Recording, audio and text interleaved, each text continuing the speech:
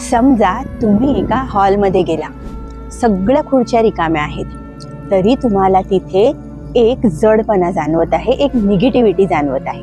कारण काय असू शकतं? कारण त्या खुर्च्यांवर आधी कोणीतरी बसून गेलेलं आहे आणि त्यांच्या भावना, त्यांच्या वेदना, ती निगेटिव्हिटी तिथेच राहिली आहे. म्हणून डॉक्टर ह्युलेन त्यांच्या सेशनच्या आधी 45 मिनिटे फक्त रिकाम्या खोलीचं हिलिंग करत होते. त्यांचं मान्य होतं की या खुर्च्यांवर बसून गेलेल्या आधीच्या व्यक्ती, त्यांच्या वेदना, त्यांच्या भावना तिथेच राहिल्या आहेत, निगेटिव्ह एनर्जीच्या स्वरूपात. म्हणून आधी ते हील करणं महत्त्वाचं आहे.